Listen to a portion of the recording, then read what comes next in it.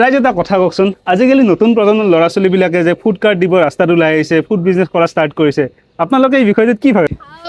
কি খবৰ? তিহুৰ মৌচুমী কলিতাই কি খাবৰ নামৰ ম'মৰ দোকানখন দিছে, ৰাইজে আহিব ছাপোৰ্ট কৰিব। যেনেকৈ মিনি চামোচা ওলাইছিলে, মোৰ ইয়াতে মিনি ম'ম' পাব। তিহু খাৰাধৰাত মোৰ অৰিজিনেল ঘৰ হয়। প্ৰব্লেম ফেচ কৰে না যেতিয়া এনেকে দোকান দিলে? বতাহ বৰষুণ দিছে, পুৰা ধুমুহা, ম'ম' বিলাক পুৰা বেয়া হৈ গৈছে, ম'ম' পুৰা মানে বানপানী উঠি গৈছে ম'মৰ পৰা। 20 তাৰিখে 2 মাহ হ'বহে। দিছপুৰ কলেজত অপেনকৈ পঢ়ি আছো, BA থাৰ্ড চেম। মানে ভগৱানে কৰে যদি আৰু কেফে খোলাৰ মন আছে আৰু আৰু মই যদি ম'ম' বনাই থাকো, দেউতাই কেতিয়াবা ভাত বনাই আৰু কৰিছো আৰু পাৰাখিনি তাইক আৰু ৰখিও থাকো, ছোৱালী মানুহ ন, অকলে থকাটো অলপ যাৰ নাই ঘৰ বাৰী সি যায় নলবাৰী।